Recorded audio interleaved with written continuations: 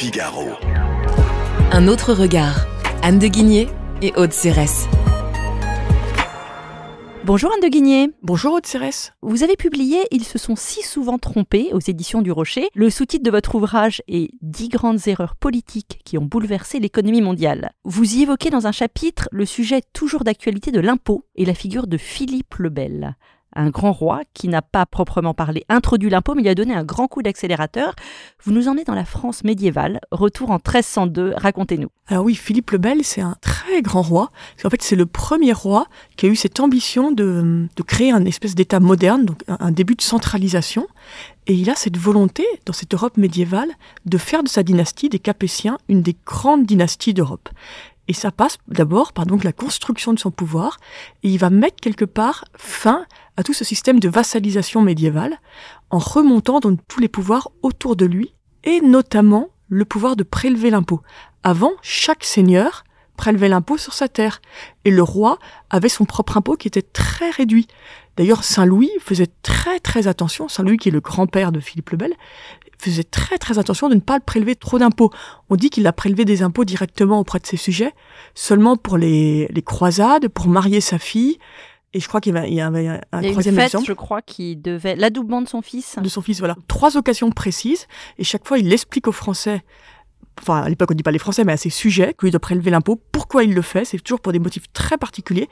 Donc il y a une conscience déjà assez intéressante chez Saint-Louis, qui va disparaître chez son petit-fils, que l'impôt est un instrument très sensible auquel il faut faire attention, qui peut provoquer des révoltes. Et alors justement, vous notez que Voltaire disait que Philippe le Bel voulait dépenser beaucoup d'argent et en avait peu, d'où un nouveau système de prélèvement de l'impôt. Et en 1302, il décide donc, ce que vous évoquiez, d'imposer directement ses sujets, et s'ensuivent une série d'erreurs économiques assez incroyables qui finissent par le faire détester de ses sujets. Voltaire a tout à fait raison. Donc, il voulait dépenser beaucoup d'argent parce qu'il voulait en permanence mener des guerres pour fortifier son pouvoir. Donc de tous les coins du royaume, il veut s'agrandir. Donc pour ça, évidemment, il y a les mariages, mais il y a aussi les guerres contre les voisins. Donc besoin d'énormément de financement. Il va prélever l'impôt, comme on a dit, il va s'endetter, il va essayer tous les moyens modernes, il va jouer avec la monnaie. Et les Français de l'époque voient d'un très mauvais œil tout d'un coup ce durcissement. C'est toutes ces calamités qui leur tombent dessus, d'impôts permanents. Philippe le Bel, pour lui, c'est vraiment la politique passe avant l'économie. Donc il a des tonnes de créanciers à qui d'ailleurs il donne pas forcément le choix tellement de leur prêter ou non la monnaie. Et sa manière la plus simple de rembourser, en fait, ce qu'il ne peut jamais rembourser, c'est de se débarrasser des créanciers. C'est assez incroyable. Donc vous avez une succession.